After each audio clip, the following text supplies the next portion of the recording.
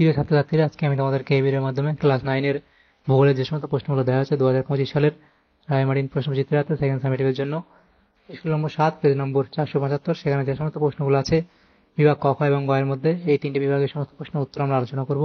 1 নম্বর এবং 2 নম্বর প্রশ্ন অর্থাৎ আমাদের এমসিকিউ এবং এসএসসি যে প্রশ্নগুলো আছে সেগুলো আলোচনা করবো আজকে এই ভিডিওর মাধ্যমে। তোমরা শুরু থেকে শেষ অবধি অবশ্যই দেখবে ভিডিওটা, এবং চ্যানেলে যদি নতুন হয়ে থাকো অবশ্যই তোমরা চ্যানেলটাকে সাবস্ক্রাইব করে রাখবে পরবর্তী স্কুলগুলোর প্রশ্ন উত্তর পাওয়ার জন্য। এবং এর আগে যে স্কুলগুলো ছিল সেগুলোর প্রশ্ন উত্তর আমরা আলোচনা করে দিয়েছি, তোমরা প্লেলিস্ট থেকে পেয়ে যাবে, সেগুলো অবশ্যই সেখান থেকে দেখে নিও। আর এই যে প্রশ্ন উত্তর এগুলোর যে পিডিএফ আমরা পরবর্তীতে আমাদের টেলিগ্রাম চ্যানেল থেকে তোমরা পেয়ে যেতে পারবে। আমাদের টেলিগ্রাম চ্যানেলে পরবর্তীতে এই পিডিএফগুলো দিয়ে দেওয়া হবে, তোমরা যুক্ত হতে পারো। আমাদের ডেসক্রিপশনে টেলিগ্রাম চ্যানেলের লিঙ্ক দেওয়া হয়েছে। তো এখানে একের দাগে দেখো 7টা প্রশ্ন দেওয়া আছে, 1 নম্বর করে 7 নম্বর দেওয়া আছে। একের দাগে বলা হয়েছে সঠিক উত্তরটি নির্বাচন করে লেখো। একের দাগের একের প্রশ্নতে কি বলা হয়েছে, প্রতিটি অক্ষরেখা পৃথিবীর অক্ষে যে কোণ উৎপন্ন করে তা হলো, এখানে তোমার হবে অপশান এ অর্থাৎ 90 ডিগ্রি। 2 এর দাগে কি বলা হয়েছে, গ্রিনিচের সঙ্গে ভারতের প্রমাণ সময়ের পার্থক্য হলো, সেটা হবে অপশান ডি অর্থাৎ 5 ঘন্টা 30 মিনিট। 3 এর দাগের প্রশ্ন আছে ভারতের প্রাচীনতম ভঙ্গিল পর্বত হলো, ভারতের প্রাচীনতম ভঙ্গিল পর্বত হলো কি, আরাবল্লী। তাহলে ভারতের প্রাচীনতম ভঙ্গিল পর্বত হলো আরাবল্লী। এরপরে আছে পাত শব্দটি প্রথম উল্লেখ করেন, পাত শব্দটি প্রথম উল্লেখ করেন কে, অপশান বি অর্থাৎ উইলসন। তাহলে পাত শব্দটি কে উল্লেখ করেন প্রথম, সেটা হবে উইলসন। এরপরে 5 দাগের প্রশ্নে কি বলা আছে, যে রাসায়নিক আবহাওয়া বিকারে ফেরাস অক্সাইড ফেরিক অক্সাইডে রূপান্তরিত হয় তা হলো কি, জারণ। অর্থাৎ অপশান এ হবে এখানে তোমাদের সঠিক উত্তর। এরপরে আছে 6 দাগের প্রশ্ন, সেখানে বলা হয়েছে জোয়ারের জলে পুষ্ট পশ্চিমবঙ্গের একটি নদী হলো, সেটা হবে মাতলা অর্থাৎ অপশান সি। তারপরে 7 দাগের প্রশ্নে কি বলা হচ্ছে, বর্তমান পশ্চিমবঙ্গে মোট জেলার সংখ্যা, বর্তমান পশ্চিমবঙ্গে মোট জেলার সংখ্যা হলো, সেটা হবে অপশান সি অর্থাৎ 23টি। তাহলে এগুলো হলো আমাদের যে প্রশ্নগুলো ছিল এমসিকিউর এই প্রশ্ন 7টা। পরে যে প্রশ্নগুলো আছে এখানে দেখো কি বলা হয়েছে, 2 এর দাগের প্রশ্ন, সেটা বলা হয়েছে কি, উপযুক্ত শব্দ বসে শূন্যস্থান পূরণ করো। তাহলে এখানে প্রথমে 4টি প্রশ্ন আছে, 1 নম্বর করে 4 নম্বর দেওয়া আছে এখানে। 2 এর দাগের 1, পশ্চিমবঙ্গের ক্ষুদ্রতম জেলা হলো, তাহলে পশ্চিমবঙ্গের ক্ষুদ্রতম জেলা কোনটা, তোমরা লিখবে কি, কলকাতা। এরপরে প্রশ্ন, পৃথিবীর বৃহত্তম পর্বত বেষ্টিত মালভূমি হলো তিব্বত মালভূমি, তাহলে এটা হবে কি, তিব্বত মালভূমি।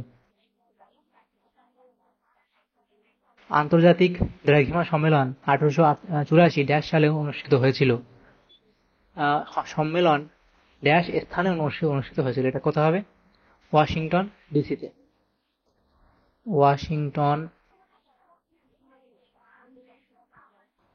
ওয়াশিংটন ডিসিতে অর্থাৎ ওয়াশিংটন, এই যে ওয়াশিংটন ডিসিতে এই স্থানে অনুষ্ঠিত হয়েছে। 4 দাগের প্রশ্নটা কি বলা হয়েছে, যে রাসায়নিক আবহবিকার ড্যাশ জলবায়ুতে অধিক ঘটে, উষ্ণ ও আর্দ্র, উষ্ণ ও আর্দ্র জলবায়ুতে অধিক ঘটে। এরপরে প্রশ্ন 3 এর দাগের, সেখানে আমাদের কি বলা হয়েছে দেখো, 3 এর দাগের 1, একটি বাক্যে উত্তর দাও, মূল মধ্যরেখার মান কত, তাহলে মূল মধ্যরেখার মান কত লিখবে কি, 0 ডিগ্রি। এরপরে কোচবিহার জেলা কত সালে পশ্চিমবঙ্গের অন্তর্ভুক্ত হয়, তাহলে লিখবে 1950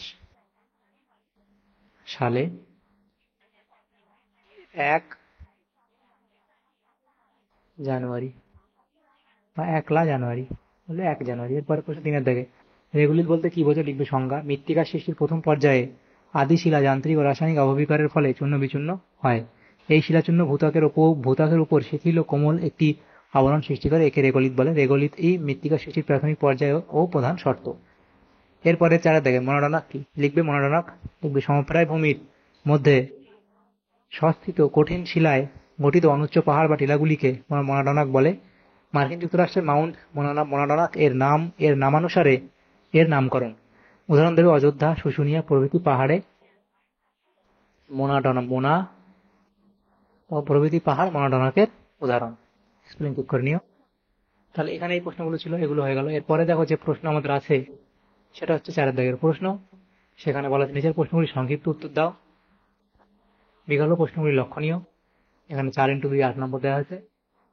4 দাগের 1, প্রতিবাদের স্থান কি অথবা দিয়ে প্রশ্ন, প্রমাণ সময় কাকে বলে, তাহলে প্রতিবাদের স্থান কি তোমরা লিখবে, ভূপৃষ্ঠের উপর অবস্থিত কোনো বিন্দু বা স্থান থেকে কল্পিত রেখা পৃথিবীর কেন্দ্রের মধ্য দিয়ে প্রসারিত করলে তা বিপরীত প্রান্তে যে বিন্দু বা স্থানে স্পর্শ করে তাকে প্রথম বিন্দু বা প্রথম স্থানের প্রতিবাদ স্থান বলা হয়।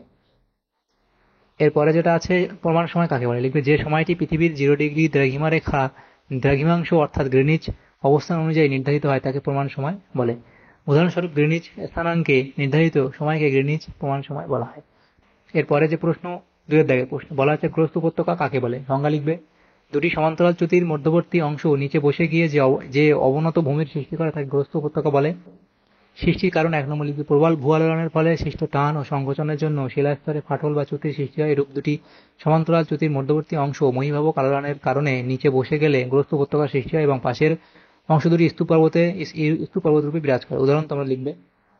আবার দ্বিতীয় লিখবে কি মহীভাবক আলোড়নের ফলে দুটি সমান্তরাল চ্যুতির মধ্যবর্তী অংশ উত্থিত হয়ে স্তূপ পর্বত সৃষ্টি হলে তার দুপাশের অংশ অবনত ভূমিরূপে গ্রস্ত উপত্যকায় পরিণত হয়। উদাহরণ দেবে। অথবা দিয়ে প্রশ্ন ছিল এই প্রশ্নের সাথেই যে লোয়ের সমভূমি কাকে বলে, লিখবে লোয়ের সমভূমি কয়েকটা বৈশিষ্ট্য এখানে তোমরা লিখে দেবে, যে এই বৈশিষ্ট্যগুলো দেবে, উদাহরণ দেবে লোয়ের সমভূমি সম্পর্কে। তাহলে এগুলো হলো।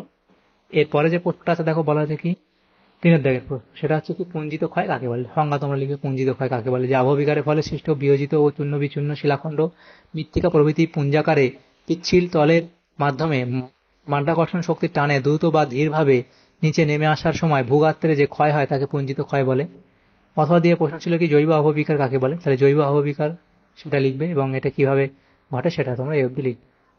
4 দাগের প্রশ্নে কি বলা আছে ম্যানগ্রোভ উদ্ভিদের অভিযোজনগত বৈশিষ্ট্য লেখো। তাহলে অভিযোজনগত বৈশিষ্ট্য লিখবে শ্বাসমূল। লবণাক্ত জলাভূমিতে ম্যানগ্রোভ উদ্ভিদের শ্বাস গ্রহণে অসুবিধা হয় বলে এক বিশেষ ধরনের মূল মাটির ওপর অভিকর্ষের বিপরীতে বেরিয়ে আসে, এগুলিকে শ্বাসমূল বলা হয়। দ্বিতীয় কি ঠেসমূল, নরম কাদামাটিতে জোয়ার ভাটার জলপ্রবাহ সহ্য করে যাতে সোজাভাবে দাঁড়িয়ে থাকতে পারে তার জন্য এই অরণ্যের অধিকাংশ বৃক্ষের গোড়ায় ঠেসমূল সৃষ্টি হয়। 3 কি বলা আছে রসালো কাণ্ড, ম্যানগ্রোভ অরণ্যের বৃক্ষের কাণ্ড রসালো প্রকৃতির। 4 হচ্ছে দীর্ঘমূল, এই জাতীয় উদ্ভিদের মূলগুলি খুব দীর্ঘ ও প্রসারিত হয়।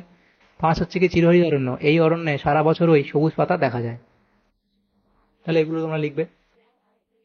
এরপরে অথবা দিয়ে প্রশ্ন ছিল এই প্রশ্নের সাথে যে উত্তরবঙ্গের নদীগুলি বন্যা প্রবণ হয় কেন। পশ্চিমবঙ্গের উত্তরে জলপাইগুড়ির, দক্ষিণ কোচবিহার, উত্তর ও দক্ষিণ দিনাজপুর এবং মালদহ জেলা নিয়ে উত্তরের সমভূমি অঞ্চল গঠিত। এই সমভূমি অঞ্চলে প্রায়শই বন্যার সৃষ্টি হয়। বন্যা প্রবণ হওয়ার কারণ কি, নিম্ন সমতল ভূমি অবস্থান, প্রায়শই নদীর গতিপথের পরিবর্তন এবং অগভীর নদীখাত ইত্যাদি পয়েন্টগুলো করে এই অবধি লিখবে।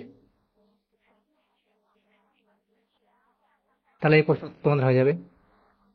তাহলে দেখো আমাদের এখানে যে প্রশ্নগুলো ছিল, আমাদের ক্লাস 9-এর ভূগোলের যে প্রশ্নগুলো ছিল, 7 নম্বর স্কুলে বিভাগ ক, খ এবং গ এর মধ্যে সমস্ত প্রশ্নের উত্তর আমরা আলোচনা করলাম আজকে এই ভিডিওর মাধ্যমে। এমসিকিউ মেথডে এসে যে প্রশ্নগুলো ছিল 1 নম্বর এবং 2 নম্বর প্রশ্ন, তোমাদের যদি সামান্যতম উপকার এসে থাকে ভিডিওটা অবশ্যই লাইক করবে এবং পরবর্তী যে স্কুলগুলো আছে সেগুলোর প্রশ্ন পাওয়ার জন্য অবশ্যই তোমরা আমাদের চ্যানেলটাকে সাবস্ক্রাইব করে রাখবে। Thank you, thanks for watching.